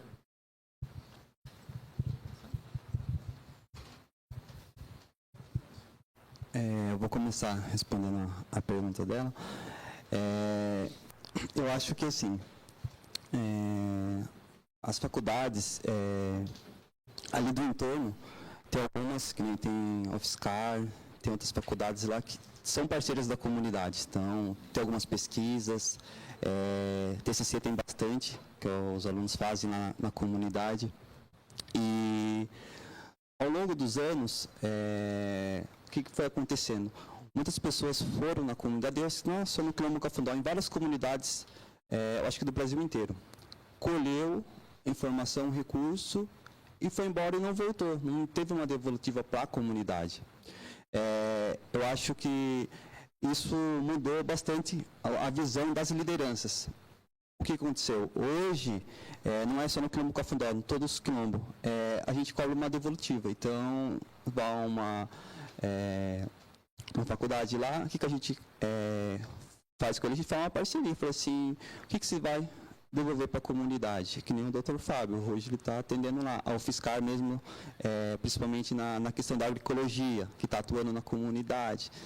A parte da cultura também fazendo alguns estudos e levantamentos, porque os documentos que a gente tinha da comunidade lá, a questão cultural, simplesmente aconteceu um incêndio criminoso na cidade lá que queimou parte dos documentos de registro do Quilombo Cafundó. Então, essa visão que hoje os quilombolas têm, a gente vê como parceria. A gente também busca, a gente vai a algumas faculdades para a gente fazer parcerias, a gente falar bastante a questão de pesquisa mesmo, porque a gente sabe que o tempo ele tá mudando, né? Os jovens que estão vindo hoje, a gente recebe muita criança na comunidade, então a gente vê essa visão principalmente das crianças, né? Então, que quer se formar, muitas vezes a gente fala a questão do plantio e tal, e eles já vêm com um olhar mais técnico as crianças. Então, eu acho que os jovens que estão vindo já estão bem mais amadurecidos que nós, principalmente a parte de tecnologia e a visão do mundo já também. Então, a comunidade também tem que começar a ter esse tipo de mudança, e a gente vem mudando junto, acompanhando esse tempo, né? Sobre o que o meu amigo falou lá também, aproveitando rapidinho, cara, eu fico contente também, espero que não esteja mais fala assim. Mas, infelizmente, conversando com as lideranças do Estado de São Paulo, cara, essa é uma parte da saúde, no Vale do Ribeira também, eu vi bastante reclamação, atendimento que a cada 15 dias, é reduzido o número de pessoas, tem também o pessoal que a gente fala que é do Sudoeste, que daí é um atendimento uma vez por mês, 10 pessoas cada vez que vai ser atendido. A situação da saúde nossa está nesse sistema, mas a gente vê isso e isso deixa a gente muito contente, porque fica mais fácil da gente cobrar. Então, a gente tem os documentos da mão, que nem vou pegar o contato do meu amigo aqui, do Matheus, para a gente tocar figurinha. E porque muitas vezes a gente chega para fazer reclamação, mas onde que está escrito? Onde que está essa lei? Entendeu? E a gente tendo isso em mão fica mais fácil para a gente poder estar brigando.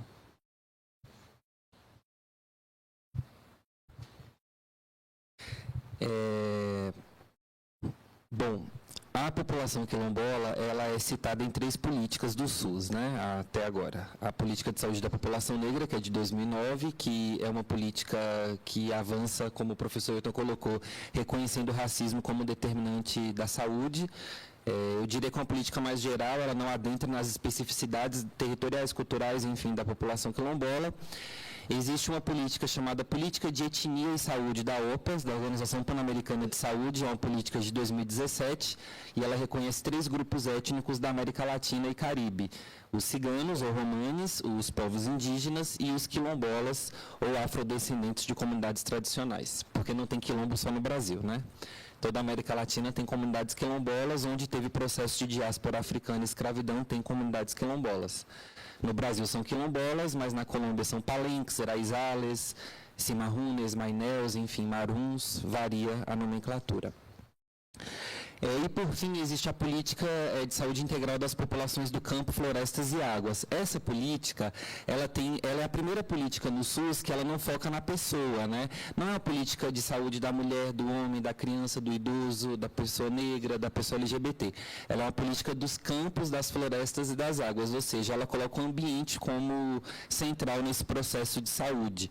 É uma política inovadora, ela cita a população quilombola de 2014 e ela traz como ponto muito forte a questão da saúde do trabalhador, ou seja, as relações dessas comunidades com o seu território, que passa por uma relação de trabalho. A política de saúde quilombola, ela não se voltou muito a esse tópico.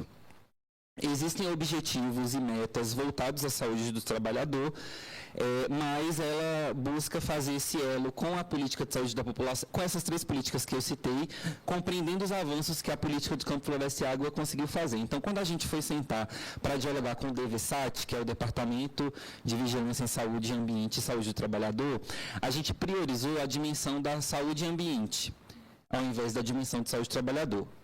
Existem metas e objetivos na política voltados a isso, mas o nosso foco principal foi com relação às questões ambientais, principalmente. Compreendendo que um ponto principal dessa política é o reconhecimento do ponto de vista étnico-racial, da identidade, da cultura, né? Então, acho que é um pouco disso, assim, com relação às questões de saúde do trabalhador. Essa população, ela tem que percorrer 43 quilômetros para chegar numa unidade básica, e às vezes ela chega na unidade básica e sofre racismo, né, ou discriminação. Aí não volta para aquela unidade, vai procurar outras formas de se cuidar. E isso tem uma dimensão voltada ao racismo institucional, obviamente, mas, sobretudo, no despreparo e no desconhecimento dos profissionais, dos trabalhadores do SUS, com relação ao que é uma população quilombola, quais são os saberes e práticas dessa população, etc. Então, a SEGETS, que é a Secretaria de Gestão do Trabalho e Educação na Saúde, lá do Ministério da Saúde, tem tocado uma ampla agenda relacionada a avançar nesses tópicos, né? Então, eu vou citar algumas ações. Então, tem o programa AGPOP SUS, que é um programa de formação de educadores populares em saúde. São ao menos 500 educadores quilombolas que estão sendo formados. São 8 novos programas de residência, atuando em comunidades rurais do campo, floresta e águas, inclusive esses 8 todos em comunidades quilombolas, com atuação em comunidades quilombolas no Amazonas, no Pará, em Pernambuco, na Bahia, e 3 programas, e 3 R3 de medicina de família e comunidade. Então não dá para criar um programa de medicina quilombola, alguma coisa assim, mas dá para criar um R3, ou seja, faz o MFC e o terceiro ano ele vai atuar junto a uma comunidade quilombola. Tem 3 experiências já, Florianópolis e 2 em Pernambuco. Fora isso, existem as ofertas de cursos de atualização que a Secretaria tem tocado. Tem sido tocado também um dimensionamento da força de trabalho da saúde quilombola. Então, quantos profissionais do SUS são quilombolas? A gente não sabe essa resposta, mas a gente está atrás disso. E qual é o perfil dos trabalhadores ou das trabalhadoras, principalmente que atuam junto às comunidades quilombolas? Existe um programa de ações afirmativas dentro do Ministério da Saúde que busca avançar na contratação de mais quilombolas para o Ministério da Saúde, mas existe um trabalho para fora que precisa ser feito, né, para além do interno, e aí para isso existe o programa Afirma SUS, por exemplo, que é um programa recém-lançado com foco na permanência de estudantes, e uma série de outras ações. Eu acho que, historicamente, a saúde da população quilombola, ela, de forma muito discreta, foi muito objeto de pesquisas científicas, né? Ainda que poucas, e os quilombos sendo cenários de alguns projetos de extensão. Eu acho que ambos são importantes, pensando no tripé, mas eu acho que existe um desafio grande, que é o desafio da curricularização desse tema, ou seja, o ensino acerca da saúde quilombola é muito deficitário, então não existem disciplinas voltadas à saúde da população quilombola. Se existem, são poucas, eu sei de uma no Tocantins, na Universidade Federal do Tocantins, mas vai sair agora um levantamento de experiências em saúde da população negra no ensino, então acho que vai chegar mais coisa até o final do ano. E os temas relacionados, ainda que não seja uma disciplina, os temas relacionados ao cuidado junto a essas populações, eles não são abordados, né, de uma forma geral. Então, não são incorporados autores quilombolas, não são incorporados saberes quilombolas. Então, eu acho que um dos desafios desse processo, pensando nos processos de educação em saúde, de formação dos profissionais de saúde, seja na graduação, na pós-graduação, na educação permanente, passa por essa dimensão do ensino. Seja um ensino específico, né, sala de aula mesmo, ou as estratégias de ensino em serviço, ou a articulação entre ensino, serviço e comunidade. E aí eu acho que acredito muito e aposto muito nas residências em saúde como esse espaço, né? Por último, vai ser criado agora, tudo dando certo, vai ser criado no ano que vem o primeiro programa de residência em saúde da população negra, vai ser na UNEB, Universidade do Estado da Bahia, lá em Salvador, e vai ser criado na UFRB, com a professora Denise Ribeiro, a Federal do Recôncavo da Bahia, o primeiro programa de saúde da família com ênfase na população quilombola. Então, eles já estão credenciados e estão esperando só os últimos trâmites junto ao MEC, né, o Ministério da Educação que chancela, para a gente poder avançar. Então, acho que é um pouco disso, assim. Bom, uma das vantagens de estar, né, junto com o Zumbi dos Palmares moderno, né, que o Matheus tem se provado ao longo dessa trajetória dele no Ministério da Saúde, de fato, como um gigante nessa luta e na liderança do movimento quilombola no campo da saúde, que a gente não tem muito mais o que falar. Eu ia falar um pouco sobre essa questão da formação, mas ele já deu, inclusive, todos os casos aí, com os nomes e os números, né? E dizer que, só uma outra coisa, é que a UNASUS também tem feito um esforço considerável, né, de trazer material e de formação sobre a saúde da população negra, da população indígena, dos outros grupos populacionais, e a gente tem trabalhado bastante para disponibilizar esse material. E existe hoje uma quantidade bastante razoável já de cursos e de formações que permitem que as pessoas acessem, né, conheçam um pouco mais dessa prática. Mas eu queria falar a partir do ponto de vista da academia e reforçar o tanto que um trabalho como esse é importante, Porque, como o Matheus falou, nós temos ao longo dos últimos anos, a Brasco tem trabalhado bastante em relação a isso, particularmente no que diz respeito à curricularização, né? Nós temos um desafio enorme, que é trazer essas coisas para dentro da sala de aula, fazer com que elas sejam discutidas pelos nossos estudantes de todos os cursos da área da saúde, né? Eu tenho uma experiência já de algum tempo, por exemplo, com o curso de medicina, e o curso de medicina enfrenta enormes dificuldades, gigantescas dificuldades para discutir esse processo, porque quando a gente consegue falar isso no primeiro semestre, no segundo semestre, às vezes no terceiro semestre, quando os estudantes entram nas clínicas, os colegas vêm e desmontam isso tudo, dizem que nada disso existe, que isso tudo é papo furado, que isso é coisa de gente esquerdista e que, portanto, os estudantes não têm nada a ver com isso, que médico tem que praticar medicina igual para todo mundo e assim por diante. Então, trazer essa discussão para dentro da sala de aula continua sendo uma grande dificuldade. E na relação com os colegas, mesmo da enfermagem, da odontologia, da nutrição, infelizmente, esse tipo de discurso é repetido com grande frequência. Então, que a gente possa incluir isso e fazer com que isso seja parte dos currículos de graduação e de pós-graduação em saúde coletiva, sem dúvida nenhuma, é um grande avanço. E, portanto, esse tipo de discussão é muito importante, né, para que todo mundo tome conhecimento. Com frequência, abordando um pouco do que o Alex falou, os gestores da área da saúde como um todo nunca ouviram falar da Política Nacional de Saúde da População Negra, né? Não conhecem as políticas especiais. Então, esse é um grande desafio que nós temos também do ponto de vista da formação. E aí, só para falar um pouco sobre o que as nossas experiências, nós temos trabalhado bastante desenvolvendo cursos de curta duração, de extensão na universidade, por exemplo, para gestores e profissionais da saúde, presenciais e online, sobre a Política Nacional de Saúde da População Negra, apresentando a política para as pessoas, né? E temos tido bastante sucesso. A gente tem trabalhado, por exemplo, junto com o Ministério Público do Pará, no oferecimento desses cursos através da plataforma do Ministério, e temos alcançado um número significativo de municípios, na perspectiva, por exemplo, de que incluam essa discussão no seu plano quinquenal de saúde, né, que é fundamental. E do ponto de vista da pesquisa, a gente tem também avançado bastante no comprometimento dos nossos estudantes, tanto da saúde coletiva quanto das outras áreas, no sentido de garantir que a pesquisa seja feita de maneira ética, seguindo os compromissos e, inclusive, né, a consulta prévia esclarecida, conforme já foi mencionado aqui pela Putira, junto das comunidades quilombolas, que tenha garantia de retorno.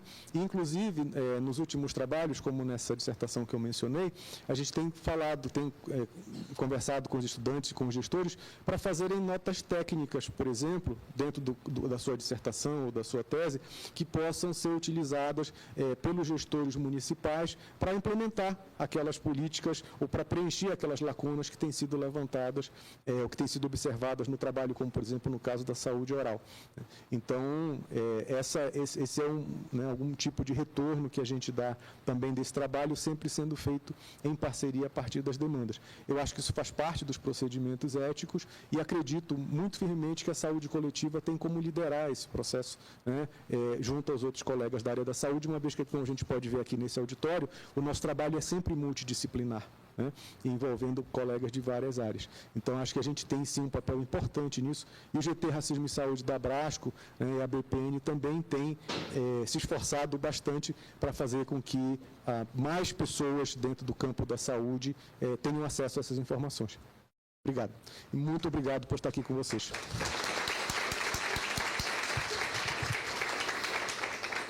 Bom, para encerrar, vou passar a palavra à professora Rosana, por favor.